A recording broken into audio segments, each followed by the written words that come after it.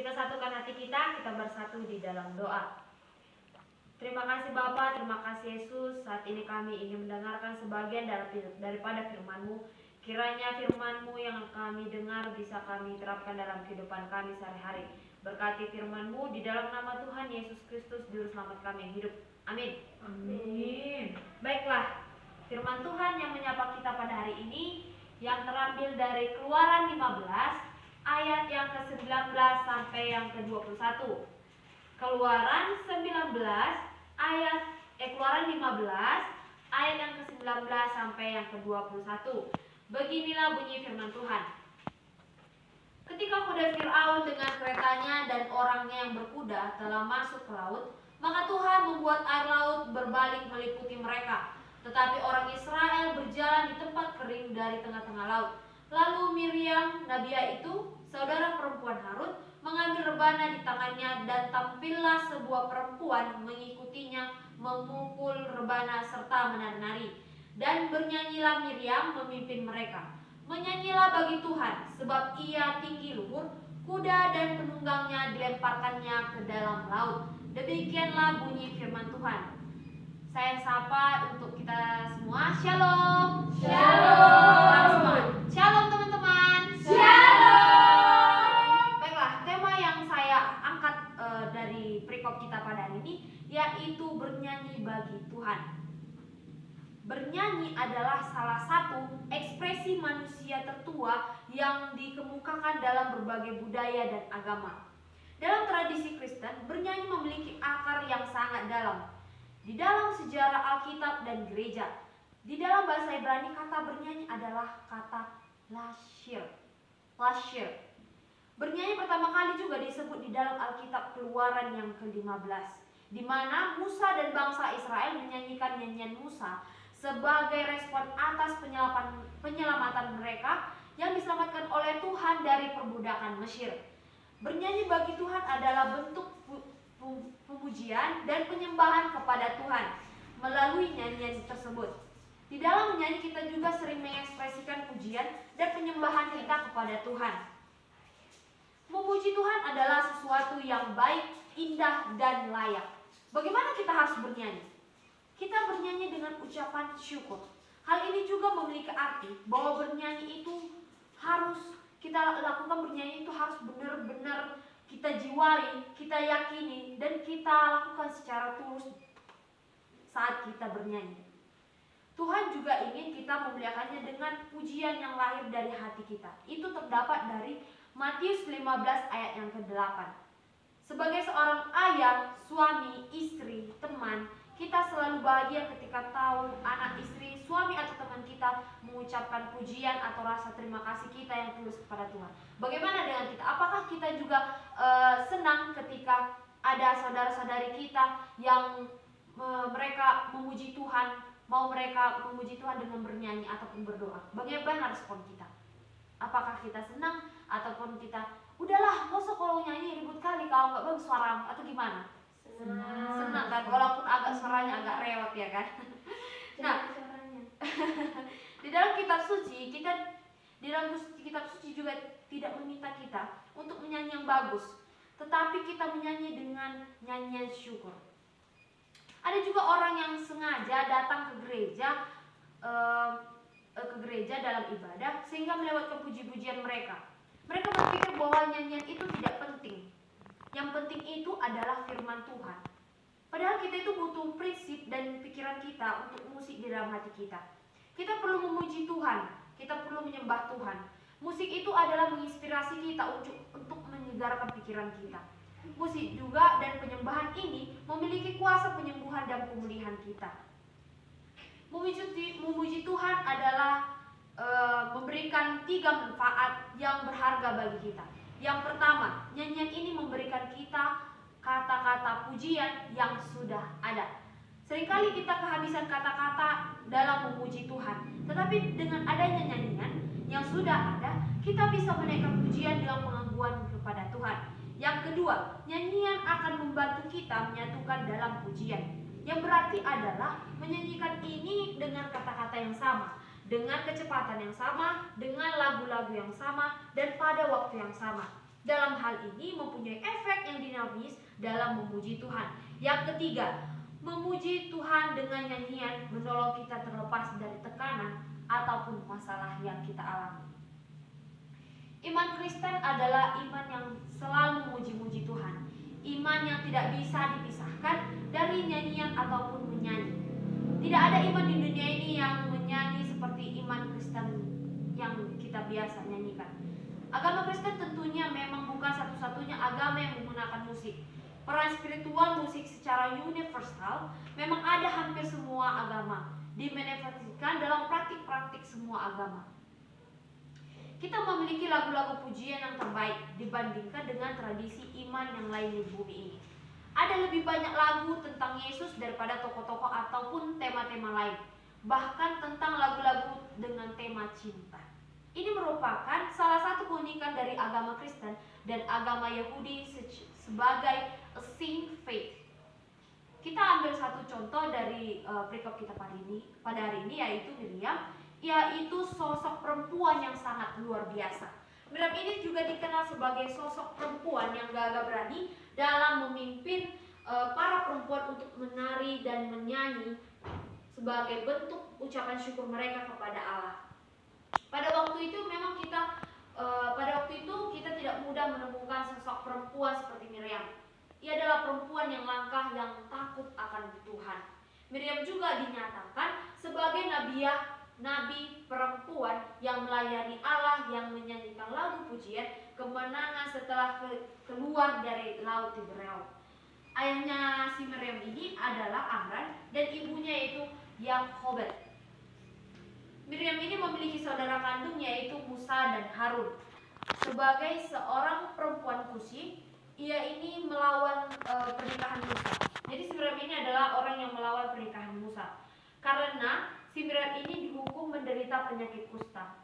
Tetapi lalu dipulihkan oleh Allah dan kemudian berhubung kembali pada Musa di kemudian harinya. Miriam ini adalah nabiya pertama yang disebutkan di dalam Alkitab. Menjadi nabiya artinya itu ia dikurniai kepekaan untuk mendengar dan menyampaikan suara Tuhan. Miriam ini juga melakukan pujian dan ia bahkan menggerakkan memimpin semua perempuan Israel untuk ikut menyembah Tuhan. Jadi posisinya si Miriam ini sebagai saudara dan dari orang-orang yang dipakai Tuhan, Musa dan Harun, tidak membuat dia bersantai-santai. Ia juga ikut aktif dalam melayani Tuhan walaupun dia seorang perempuan, sesuai dengan porsinya, tapi sesuai dengan porsi kinerja perempuan. Ketika Musa dipanggil untuk menjadi pemimpin, Harun dipanggil juga menjadi imam. Miriam mengerjakan panggilannya sebagai seorang penyembah. Pertanyaan kita pada hari ini, apa yang kita bisa pelajari dari si Miriam ini? Yang pertama, kita bernyanyi bagi Tuhan berarti kita harus mampu memimpin pujian. Di dalam kata pemimpin ini secara literal memang ternyata muncul pertama kali di Alkitab di Keluaran 15 ayat 21 yang berbunyi, dan bernyanyilah Miriam memimpin mereka, menyanyilah bagi Tuhan sebab ia tinggi luhur, kuda pedang penunggangnya dilemparkannya ke laut. Kesan secara langsung ini yaitu mendapatkan kita bahwa wanita itu dapat memimpin pujian, dapat memimpin dalam segala hal. Tidak ada kata dibuat di situ perempuan tidak boleh memimpin pujian, tapi perempuan bisa memimpin pujian. Selain itu juga umat Tuhan perlu dipimpin dalam hal pujian penyembahan yang berfokus pada Tuhan dan perbuatan-perbuatan yang ajaib di hidup mereka. Memimpin adalah sebuah seni dan di saat yang bersamaan adalah sebuah skill ataupun keahlian kita. Yang kedua, bernyanyi bagi Tuhan berarti kita harus memiliki kualifikasi seseorang pemimpin yang baik. Saya bisa menerapkan dalam tiga poin. Yang pertama yaitu tidak pernah menyerah. Seorang pemimpin itu harus menyadari bahwa pemimpin itu tidak boleh menyerah, sehingga kita dapat mengintrospeksi dan melangkah maju serta bertumbuh di dalam kehidupan kita sehari-hari. Kita juga harus mempelajari kesalahan kita, mempelajari kehilafan kita dan kegagalan kita di masa lalu. Di Alkitab pun berkata secara terbuka mengisahkan tentang tokoh-tokoh yang bergulat dengan segala jatuh bangunnya, tetapi mereka bangkit dan keluar dari sebagai pemenang karena Tuhan. Yang kedua, poin yang kedua yaitu melayani bukan dilayani.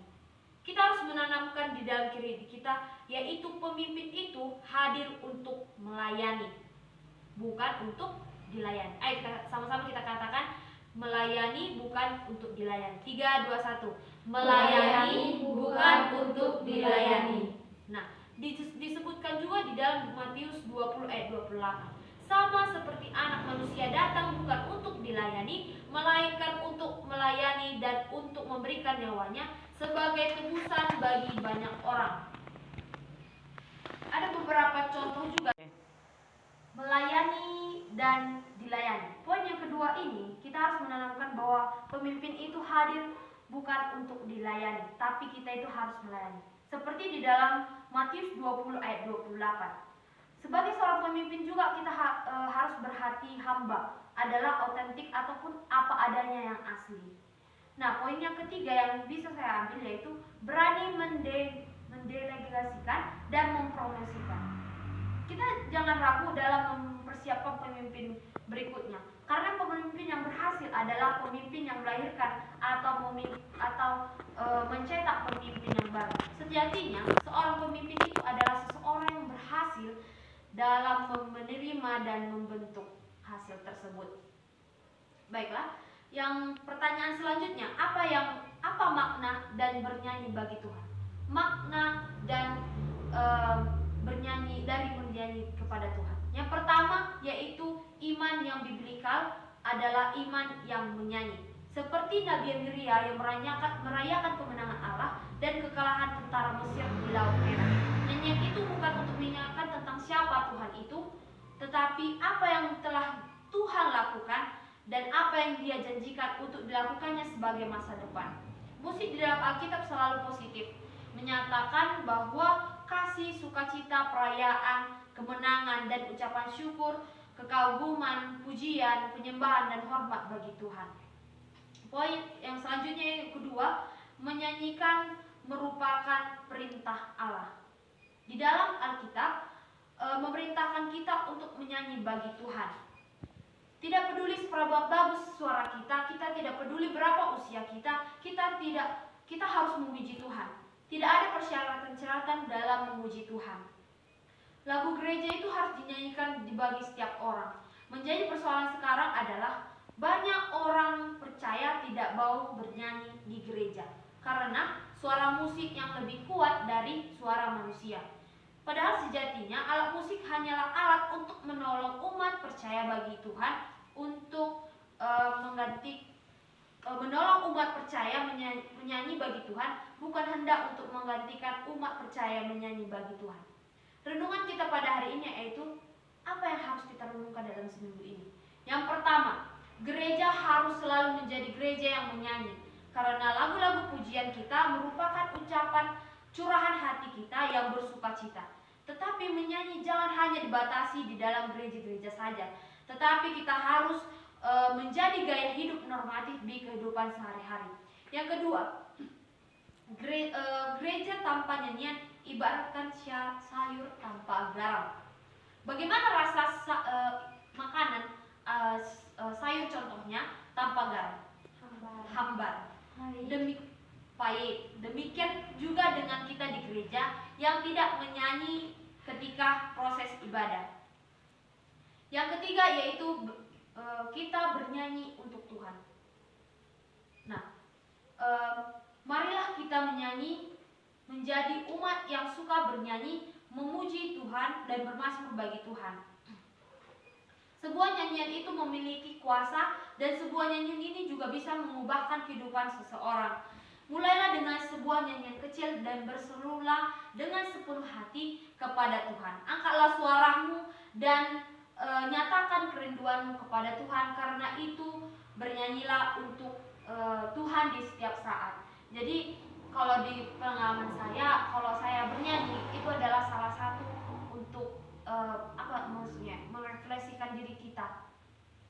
Saya kadang bernyanyi itu jadi wah fresh juga ya gitu loh. Selain berdoa, saya juga bisa bagaimana ya? Pokoknya plong lah istilahnya kalau kita bernyanyi. Amin firman Tuhan. Amin. Kita harus bersatu di dalam doa. Kembali kami mengucap syukur Tuhan Yesus. Kami telah selesai mendengarkan sebagian dari firman-Mu. Terima kasih atas berkat yang Kau berikan hingga dari awal, pertengahan hingga akhir kami bisa mendengarkannya dengan baik dan benar. Tuhan Yesus, pimpinlah anak-anak-Mu supaya kami bisa bernyanyi untuk memuji dan memuliakan nama-Mu. Tuhan, pulihkan apa yang masalah kami pada hari ini ya Tuhan Yesus. Tuhan berkati kami, Tuhan lindungi kami Tuhan Yesus. Berkati kami satu persatu di dalam nama Tuhan Yesus Kristus, Juru Selamat kami yang hidup. Amin.